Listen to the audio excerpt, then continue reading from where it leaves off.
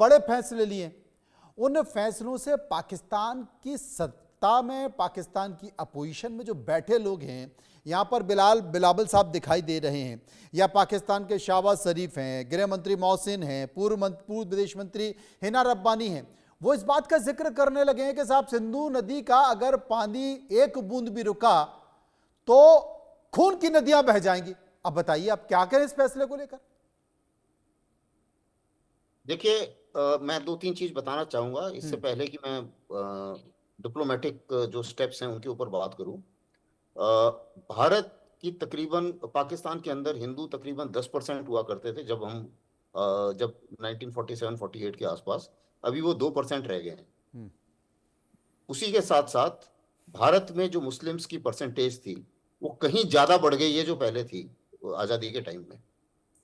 और इस हरकत के बाद जो आसिफ मुनीर ने बोला, उन्होंने एक बात बोली जिसके ऊपर शायद पाकिस्तानियों ने इतना ध्यान नहीं दिया कि हिंदू और पाकिस्तानी एक साथ, हिंदू और मुस्लिम एक साथ नहीं रह सकते। अब उनके अपने देश में भी हिंदू हैं और अपने देश में भी माइनॉरिटीज हैं। तो एक रेडिकल दिमाग अगर देश चला रहा है, क्योंकि इनडायरेक्टली वही देश के कर्ता धर्ता हैं, वो अगर ऐसी बातचीत अपने दिमाग में रखता है तो जाहिर है कि पाकिस्तानी अवाम को चिंतित होना चाहिए, क्योंकि अगर वो चिंतित नहीं है तो कुछ ना कुछ प्रॉब्लम है। अब आती है बात डिप्लोमेटिक स्टेप्स की। इसमें कोई शक नहीं है कि ये जो इंडस वाटर ट्रीटी है इससे फर्क पड़ेगा, पानी बंद होगा। जाहिर है कि अभी इतनी जल्दी तो इतना इंफ्रास्ट्रक्चर नहीं बन सकता, तो अभी तो पानी बहेगा और वक्त लगेगा उसमें। लेकिन स्कीम्स और प्लान्स, जो डैम बनने हैं और जो कनेक्टिविटी, रिवर कनेक्टिविटी प्रोजेक्ट्स हैं, वो हमारे दिमाग में हैं और वो अभी धीरे धीरे अनाउंस हो रहे हैं और उनके ऊपर पैसा अलॉट हो जाएगा और काम शुरू हो जाएगा, तो पानी कटेगा। और इस पे पाकिस्तान को चिंता है। 45% उनका जो लोग हैं उनको नौकरी और काम रोजगार एग्रीकल्चर से मिलता है। एग्रीकल्चर सबसे बड़ी इंडस्ट्री है पाकिस्तान की रोजमर्रा की। और बाकी देखिए आप, 3-4 सूबे जैसे आपने बताया, बलूचिस्तान वैसी आज़ादी के लिए बोल रहा है, खैबर पख्तूनवा फिर वहाँ पे भी पाकिस्तान आर्मी चल नहीं रही है। पीओके ये देख के परेशान है कि एलसी के दूसरी तरफ कितनी ज़्यादा डेवलपमेंट हो रही है और हम क्यों भुगत रहे हैं पाकिस्तान आर्मी की जो ये कार्रवाई है उनको। अब मेरे विचार से, और एक पंजाब रह गया है, उसका हम लोग अभी ये जो स्टेप लिया है ये डायरेक्टली पंजाब को हिट करेगा, क्योंकि मैक्सिमम पानी पंजाब इस्तेमाल करता है। तो धीरे धीरे ये बात पंजाबियों की और सारे पाकिस्तानियों की समझ में आ जानी चाहिए कि दहशतगर्दी को सपोर्ट करने से उनका खुद का नुकसान होना है, उनके बच्चों के भविष्य की प्रॉब्लम होने वाली है। और इसलिए क्यों आप उस आर्मी को सपोर्ट कर रहे हैं हर जगह? मेरे विचार से जितने भी अभी हमारे गेस्ट आए हुए हैं वो जाहिर है कि वो बहुत जानकार हैं और वो ये इन सब बातों को समझते हैं। तो दिक्कत आप भविष्य के साथ क्यों खेल रहे हैं अपने? तो ये बहुत जरूरी है इस चीज को ध्यान देने वाली बात।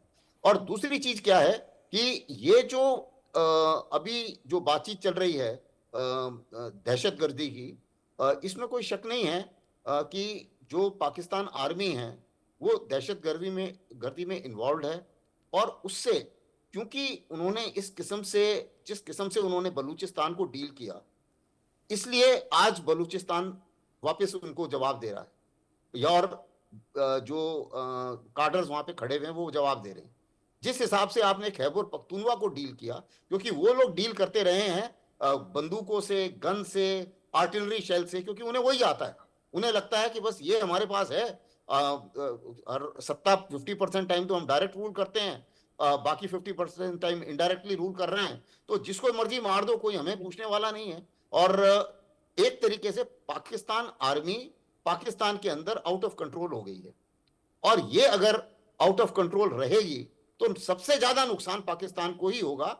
अभी आप देखिए, पाकिस्तान में पहले 5वें-6ठे नंबर पे थे ये जो जितनी मौतें हो रही थी टेररिज्म से, आज ये ग्लोबल टेरर इंडेक्स में नंबर 2 पे आ गए हैं।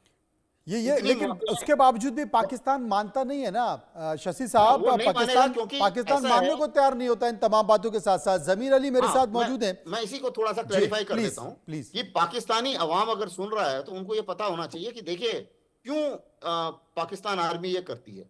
कारण ये है कि उन्हें ये कहना है, उन्हें आपकी देश को बताना है कि देखिए भारत एक खतरा है, इस भारत से मैं ही आपको बचा सकता हूं, इसलिए सारे लिवर ऑफ पावर वो मेरे पास होने चाहिए। ये पॉलिटिशियंस वगैरह सब बेकार है, ये नहीं बचा सकते आपको, मैं ही बचाऊंगा, इसलिए सब कुछ मेरे को करने दो, मेरे हाथ में पावर रहने दो। दूसरी बात, बार बार उनके पॉलिटिशियंस और ये आसिफ मुनीर भी बोलते हैं जी हम कश्मीरियों के साथ खड़े हैं। आपको मैं बताऊं, आप कुछ कहीं भी देख लीजिए, जी इस वारदात के बाद एवरी सिंगल कश्मीरी, हर एक सिंगल कश्मीरी ने इतनी नफरत है आसिफ मुनीर के लिए, वो ये उसकी शक्ल देखना नहीं चाहते, और जब तक वो जिंदा रहेगा उसकी शक्ल वो देखना नहीं चाहते। वो बोलते हैं हमारे पेट पे लात मार दिया आपने, मैं 6 महीने खिलाऊंगा क्या अपने बच्चों को, क्या पढ़ाऊंगा, क्योंकि मेरी टूरिज्म का सत्यानाश कर दिया आपने। ऐसी इतनी ज्यादा वहां पर नफरत हो गई है कश्मीर के अंदर। और जितने लोग आपकी पहले मदद किया करते थे, कुछ पॉलिटिकल पार्टीज थी जो बोलती थी नहीं जी पाकिस्तान से बात करो, आज वो तख्ती लेके खड़ी है कि पाकिस्तान को सबक सिखाना चाहिए।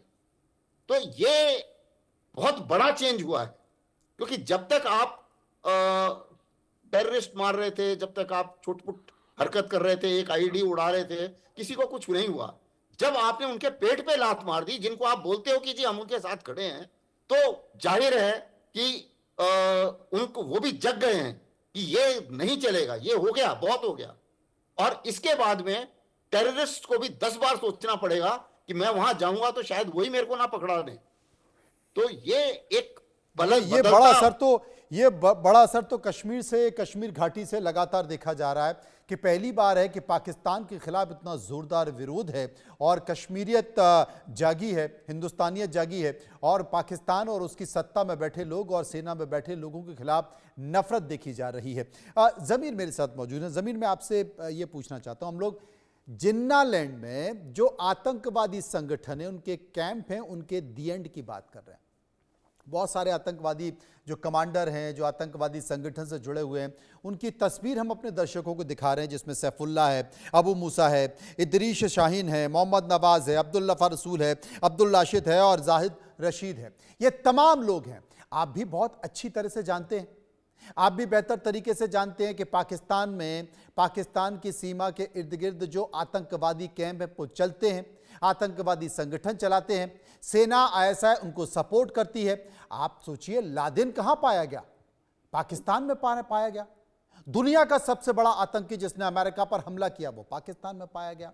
आप देखिए सरेआम जिस तरीके से हाफिज सईद, जो कि मोस्ट वांटेड है भारत का मुंबई बम धमाकों का, बात कर रही है ना पाकिस्तान की सरकार के आइए हम बैठकर जांच करने को तैयार हैं, सहयोग करने को तैयार हैं, और जो मोस्ट वांटेड भारत के आतंकवादी हैं वो आपकी सरजमी पर खुलेआम घूमते हैं, तकरीर करते फिरते हैं भारत के खिलाफ, और सरकार को कोई फर्क नहीं पड़ता क्योंकि इनको पालती और पोसती सेना है।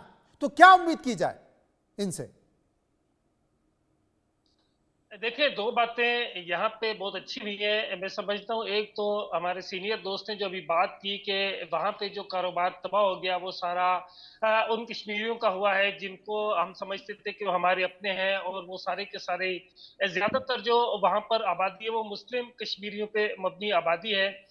तो देखें, हम यही कह रहे हैं कि वहां पर एक टारगेट ये हुआ है कि वहां पे जो मुस्लिम आबादी है उनका जो सारे का सारा बिजनेस है टूरिज्म का, वो सारा तबाह हो गया। उसके बाद फिर पाकिस्तान और हिंदुस्तान के दरमियान इतनी टेंशन क्रिएट हो गई है। तो देखिए, एक बात तो आपने ज़ाहिर है कि कहीं से भी आपको जाएं, कोई भी वे इख्तियार करें, लेकिन आपको कहीं ना कहीं बातचीत करनी पड़ती है। तो मेरा ये ख्याल है कि जो पाकिस्तान की जानिब से आपको ऑफर की गई है जॉइंट इन्वेस्टिगेशन की, आपको उसे कबूल करना चाहिए। दूसरी बात यह कि अगर आप उस तरफ जो अभी आपने तस्वीरें दिखाई हैं उन लोगों की जो कि टेररिस्ट है, मुख्तलिफ टेरर एक्टिविटीज में इन्वॉल्व है, और वो आपने दिखाया कि वो कश्मीर का जो पाकिस्तान की तरफ हिस्सा है उसमें कहीं पाए जाते हैं, तो मेरा ख्याल है कि आपको उसकी डिटेल भी गवर्नमेंट ऑफ पाकिस्तान को थ्रू एम्बेसी देनी चाहिए। क्योंकि देखिए, हम आपको बताएं कि पाकिस्तान में लश्कर तैयबा या जैश ए मोहम्मद या जो दीगर संगठन है, उन तमाम के ऊपर पाबंदी है। हाफिज सईद जेल में,